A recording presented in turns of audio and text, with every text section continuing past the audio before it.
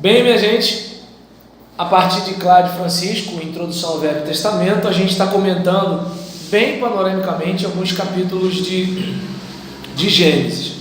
E aí a gente tem o capítulo 11, onde encontra-se a narrativa da Torre de Babel, que foi uma expressão do orgulho e da arrogância humanos, com o fim de talvez se prevenirem contra outro dilúvio. Então a gente vê aquela questão de construir praticamente uma cidade, só que para cima, de modo que a gente alcançasse os céus. E diante desse caso, diz a narrativa bíblica que eles estavam tão unidos que Deus fala o seguinte: desçamos e confundamos as línguas, porque se eles continuarem assim, ninguém mais vai poder impedi-los. Então eu até preparei um sermão a partir desse texto dizendo o seguinte: só Deus para um povo unido. Então, ou seja, eu consegui pegar uma coisa positiva do pessoal da Torre de Babel para pregar, né? Que você olha para uma situação dessa e verifica que qual é o grande problema dos evangélicos? A falta de unidade. Por exemplo, pega o movimento LGBT. Você verifica que na década de 70,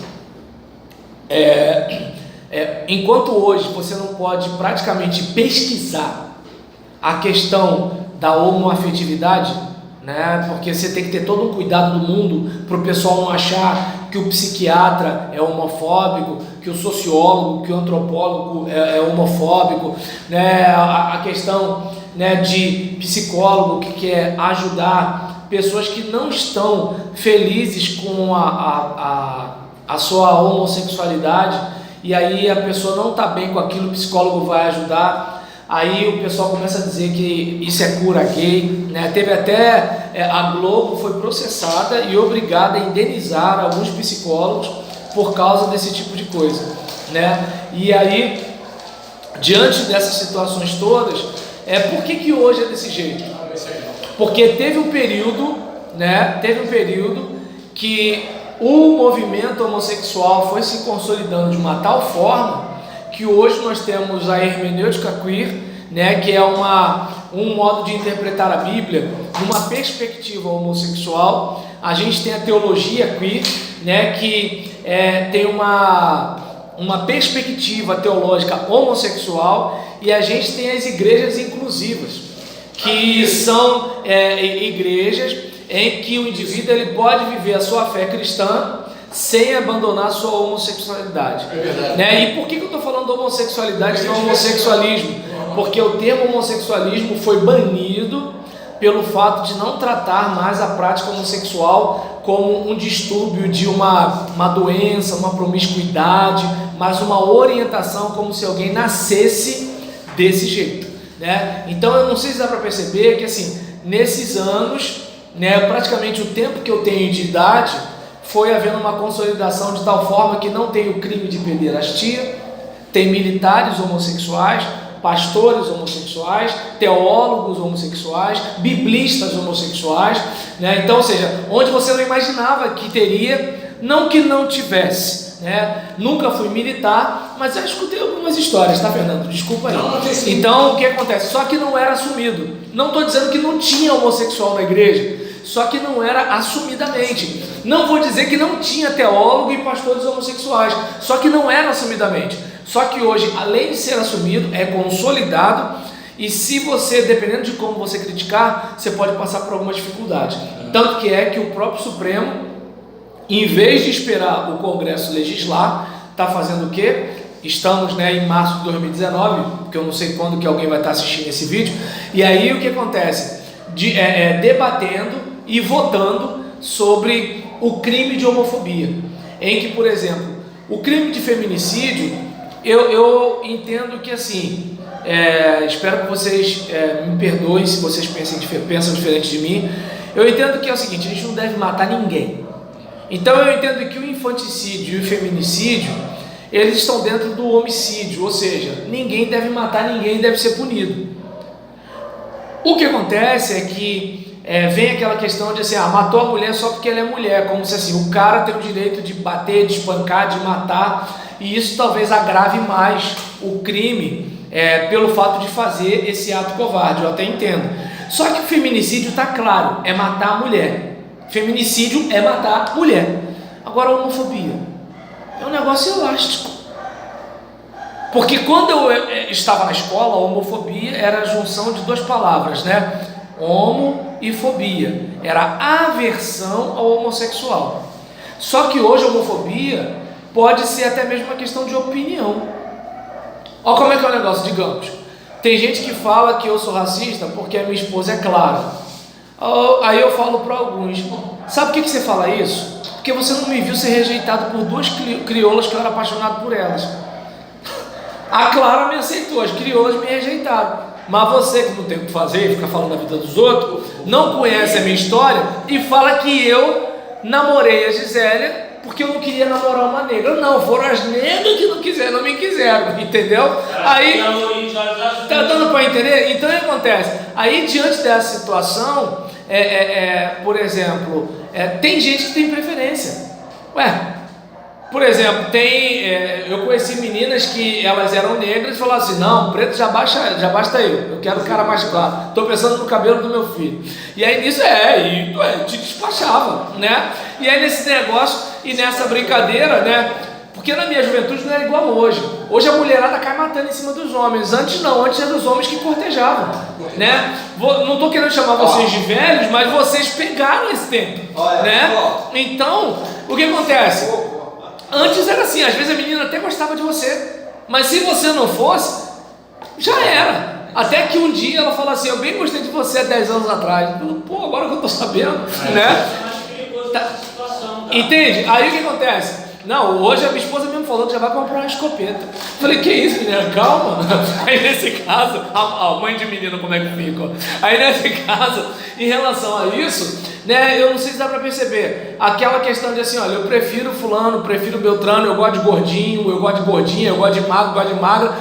Tá entendendo? Ou seja, você pode falar isso tudo, mas se você falar assim, como a música do Roger, antiga do Traje a Rigor, eu tenho amigo homem, eu tenho amigo gay, mas sei lá, eu não sei, eu gosto de mulher, Hoje eu não podia, o Roger não poderia cantar isso hoje, o Traje a Rigor não poderia cantar essa música.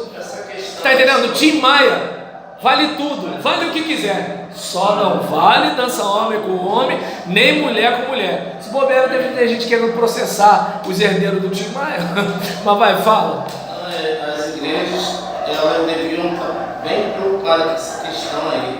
Como lidar com isso? Os evangélicos não são unidos como os LGBTs, não são. Não, cara, não. Não são unidos. Você está preparado para chegar assim? Não estou, não. Nós estamos fazendo um exercício aqui para você receber na tua igreja. E esqueceram de Babel, agora vamos falar de recepção de membros. 2 homens de mão dada. E você não pode E você. Aí não temos um argumento que nos proteja. Não temos. Bem, se a homofobia for levado a sério, se não for um negócio distorcido, uma coisa é o seguinte, pastor, olha, eu sou homem, mas eu gosto de homem. Aí eu diria o seguinte, irmão, olha só, meu querido, assim como tem irmã que quer botar calça comprida, mas está numa igreja que não pode, vai procurar uma igreja que pode, faz o seguinte, vai para uma igreja que você pode viver a sua prática homossexual. Aqui a gente entende que não deve ter, como tem igreja que entende que as irmãs não devem botar calça comprida, como tem igreja que as irmãs não podem ficar sem véu na hora do culto. Então o que acontece? É uma questão de regra da igreja. A gente não está dizendo que você é menos humano. Olha o tato, entende? Agora, eu não sei como isso iria para a cabeça do juiz.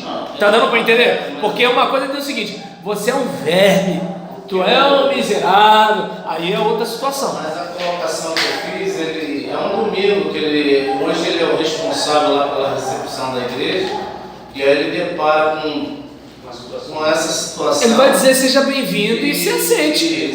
Ele vai falar o quê? Vai dizer o quê, Fernando? Você vai travar a porta? Não, cara, não tem. Não, um casal homoafetivo chegou, seja bem-vindo e entra. Eu Estou falando de membresia. Eu particularmente, eu queria estar bastante maduro nessa questão. A igreja é o que eu não sei como receberia. Como lidar com isso? Não, pastor, teve um- Será que a tua igreja está preparada? Por exemplo, chegou um camarada vestido de drag queen. Eu acho, desculpa, chegou um camarada vestido de drag queen. Eu, por exemplo, não me sinto confortável. Mas eu passaria por cima disso, eu daria um abraço, eu diria que bom que você veio. Por exemplo, se chega uma pessoa que está com uma aparência que não é muito agradável para mim, eu não vou passar por cima disso e vou cumprimentá-la e recebê-la. Vou fazer a mesma coisa, entende? Agora, eu não sei até que ponto, se numa igreja você chega de bermuda, já fica todo mundo te olhando.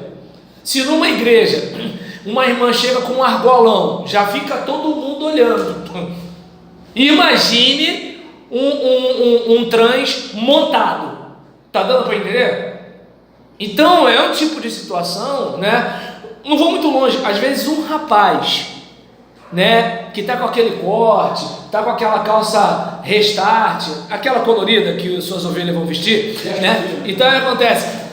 Aí de repente tá aquele cara com aquela calça apertadinha, entendeu? Aquela calça verde-limão, colorida, aquela camisetinha justinha, tipo baby look. Pastor, olha, eu trouxe um louvor, eu quero fazer parte da coreografia, né? Então assim, o pessoal zoa às vezes esse cara.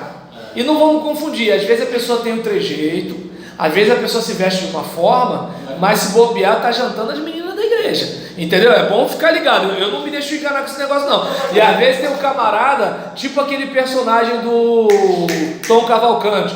E aí, mano? E às vezes esse cara mesmo é que tá pegando o outro caminho. Eu vejo assim, não em relação a fazer parte em si Da membresia.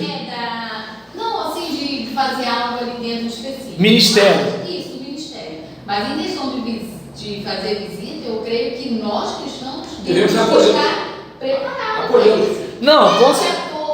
Só que as igrejas geralmente olham assim. Tem gente que às vezes. Eu, por exemplo, eu entro em certos tipos de igreja. Tem igreja, exatamente. Entendeu? Patrícia, a gente só vai saber quando a nossa igreja está preparada se a gente estiver fazendo parte de uma reunião e o pastor, a liderança chamar isso. Gente, tá em reunião ministerial. E eu, particularmente, não vejo. Mas olha só, o Jefferson, era só uma questão de ser cristão. Por exemplo, é o seguinte: o indivíduo quer ver uma coisa. Tem gente que quando tem uma criança autista, já fica olhando de lado para os pais. Se a gente não consegue aceitar um autista. A questão não é de aceitar, a questão de saber se está preparado. Então, mas é o que eu estou falando, aceitar. Porque é o seguinte, eu posso não aceitar, né, a sua prática. Mas agora o que acontece? É que nem mãe de bandido, meu Deus do céu. Ela é mãe de bandido, ela discorda, ela não quer o dinheiro dele. Por exemplo, ele podia dar para ela uma boa casa, com conforto, ela faz faxina, tá entendendo? Compra roupa na Citycol, tá entendendo? Por quê? Por causa da dignidade dela. Mas ele rodou, ela vai lá, passa pela visita íntima, fica lá, ora com ele, fala com ele, ou seja, ela não aceita o que ele faz, mas ela aceita quem ele é. Então é importante a gente separar essa situação. Claro que alguém poderia dizer que eu estou sendo homofóbico, porque estaria dizendo o seguinte: está comparando o homossexual com o bandido? Não, eu falei do bandido, falei do homossexual e falei do autista.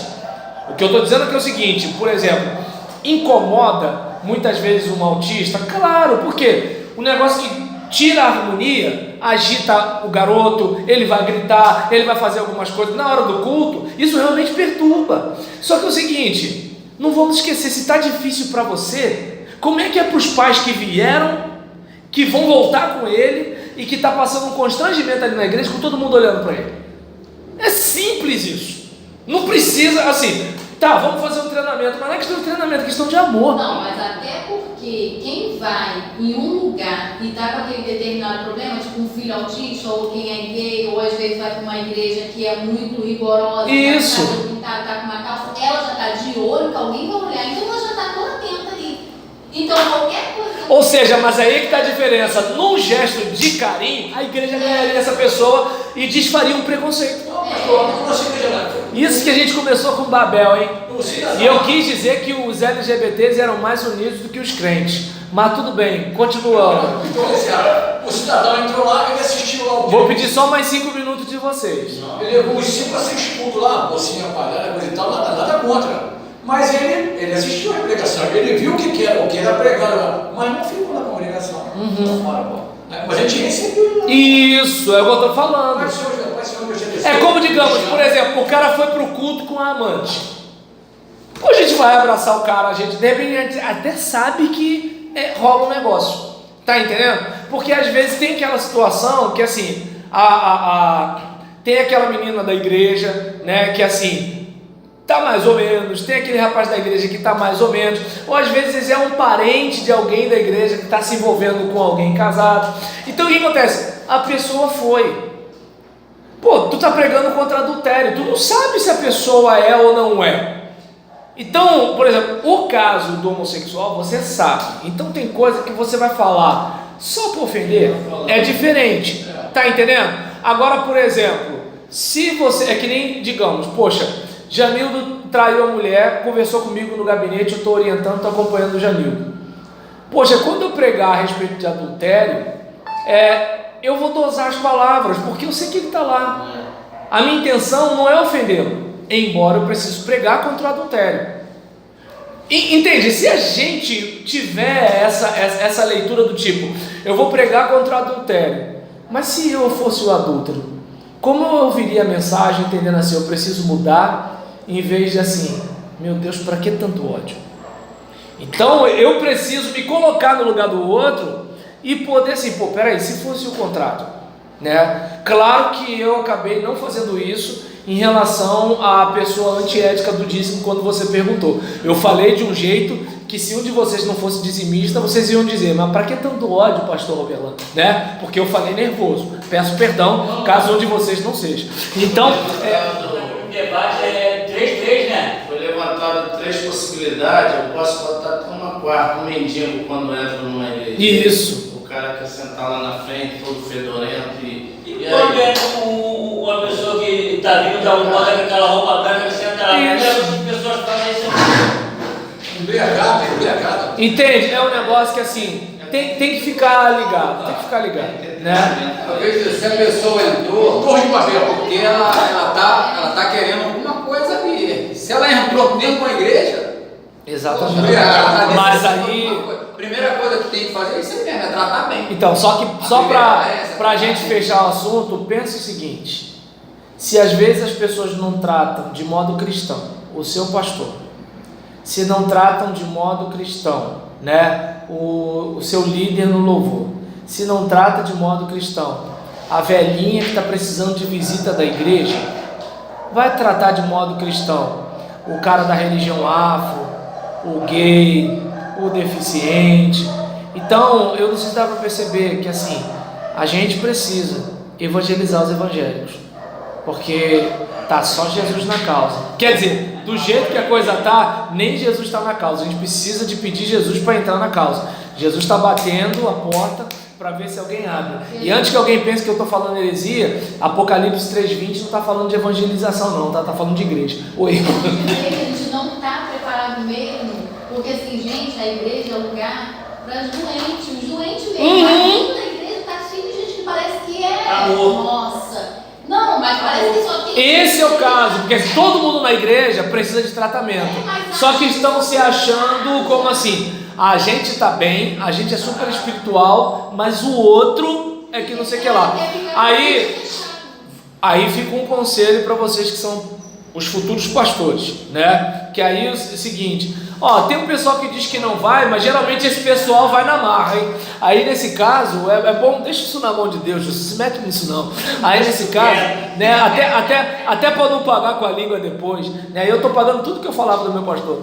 E aí em relação a isso, né, quanto às questões que a gente está falando aqui, é importante a gente pensar o seguinte, né? Você vai pastorear. Como é que você vai orientar alguém que está sempre certo? Alguém que acha que é você que está errado. Alguém que acha que os outros estão errados. Mas ela nunca está errada. Aí, eu não sei se dá para perceber, é o que eu chamo dos autoapacentados, né? Eles mesmos que se apacentam. E aí, você olha para uma situação dessa, como é que essa gente vai pegar o caminho da cruz, como assim, que nem a Patrícia falou, eu preciso ser tratado. Esse é o caso. Eles não acham que precisa ser tratado. Eles acham que você precisa ser tratado, ele precisa ser tratado, ela precisa ser tratada. Mas eu sou um simples membro que faço o meu papel, eu sou muito fácil de lidar, pastor.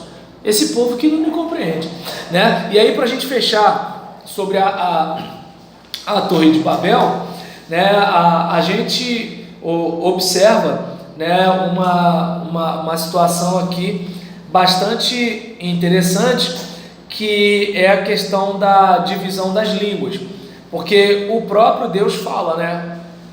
A gente tem que descer lá e confundir a língua deles, porque se a gente não confundir a língua deles, não tem como pará-los. Então, mais uma vez eu bato na tecla, né, que só Deus para um povo unido.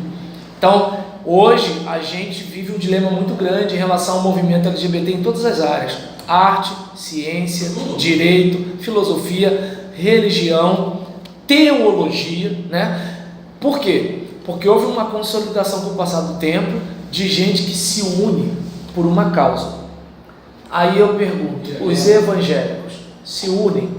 Batista se une com o presbiteriano, se une com o metodista, se une com o assembleano, se une com o congregacional? Pessoal da Universal se une com o pessoal da Casa da Bênção, se une com o pessoal da Igreja da Graça, se une com o pessoal da Renascer?